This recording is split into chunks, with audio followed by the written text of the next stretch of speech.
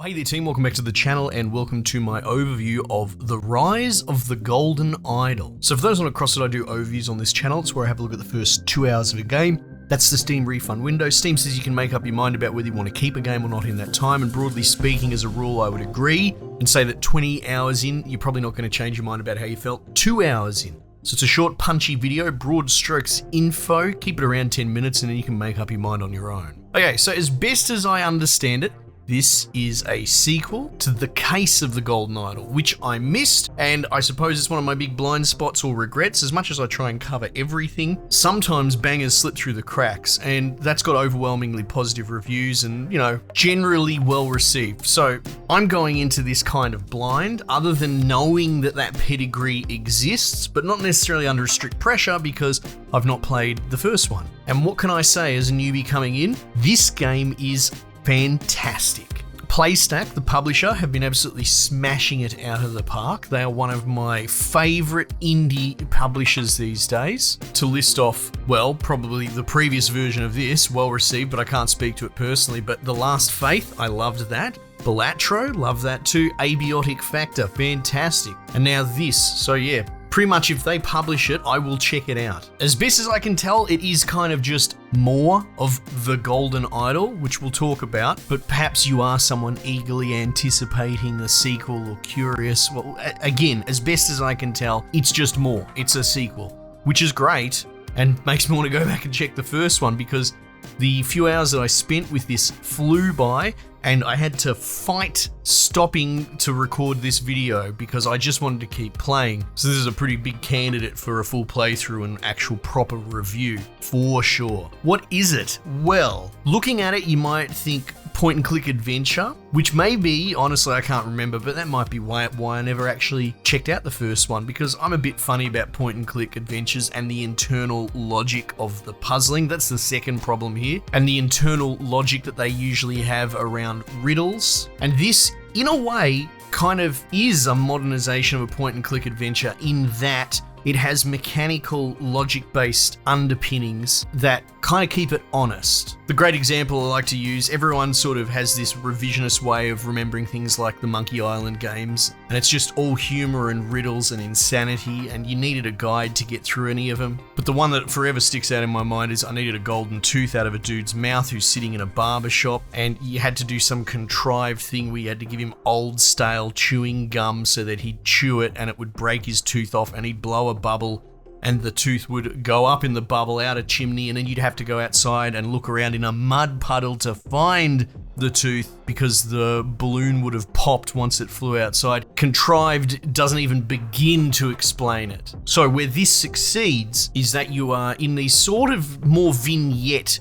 You don't have a character that you move around, though as the missions get more complex, you can move between sort of rooms, like there'll be a door or whatever, but you don't have a specific person in the scenario. You need to just solve what's happening. And it's very much a case of click on all the different elements and it will give you like a stack of keywords as you go along, but not everything specifically. A lot of it is actual reading and understanding the scenario, reading bits of notes people had written down to try and divine what their movements were. But it's all very cleverly constructed, and ultimately you will have to fill out a kind of little placard going over things like naming every person in the scene, first and last name, by dragging the names that you've discovered onto their profile. And then there'll be like a blow by blow of what happened, John Smith over here shot old mate in the face because reasons, whatever, right? So it'll have a paragraph summary of the scene. And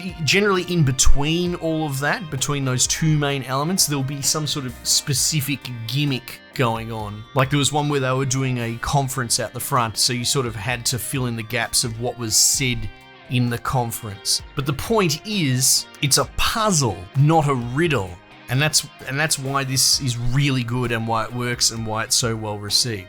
And what's actually quite compelling, as much as these sort of little cases are self-contained, they sit within a layer within a layer. So and I don't really want to get into spoilers, though it's difficult to tell what spoilers there are because it's all part of a grander mystery, which probably by Act 3 is they're going to drop the big twist. But there seems to be a string of kind of murders tied together with some sort of curse of people with like red eyes, and the police trying to figure out if it's a drug-related thing or whatever. And there are hints of a cult in here. I don't want to quite say it's Cthulhu Lovecraft specifically, but there is a thread that it's pulling on of the mundane everyday intersecting with what looks like some sort of cult world behind worlds, which is a huge appeal of the investigative nature of most of Cthulhu media and games. But like for an example, there was a scenario earlier on, there's like an incident at a construction site,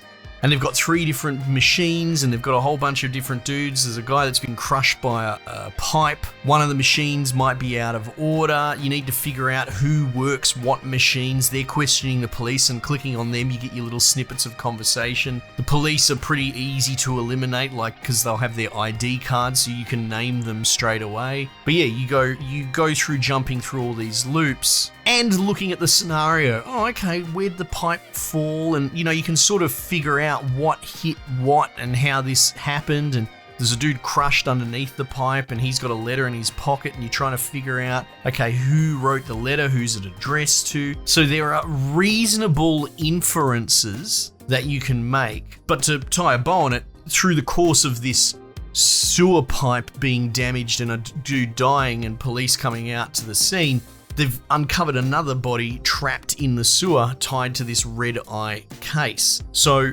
the game does a really good job at dangling that over your head. I'm using my hands, basically saying that, yeah, you have this self-contained case, and that in itself is satisfying, but it also adds little threads, little tendrils into this higher case. And as it goes along and these scenarios are starting to blow out and they're starting to introduce this more occult component, the investment, the seeds, the roots of this investment already run deep, and now you're hooked, not just because each scenario is wonderful and the art's really cool and it's just very clever.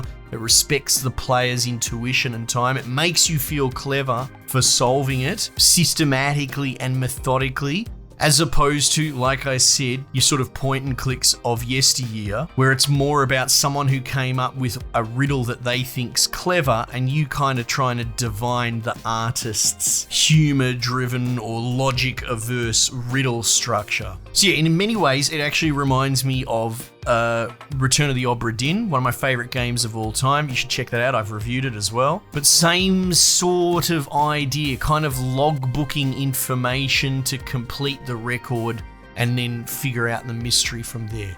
Very much rules and systems based, very finely crafted, and less about leaps of intuition that are absurd and more about reasonable correlation intersecting logic.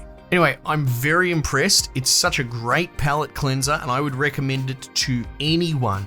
Whether you have a background or a jaded nature or anything like that with point and clicks, whether you love point and clicks, I think this is a great way of doing the genre, Obra Dinn-esque, logical intuition-driven puzzling that I would love to see more of in this modern day. Anyway, I don't want to waffle. Team, might just leave it there for the time being, and I'll catch you guys on the next one.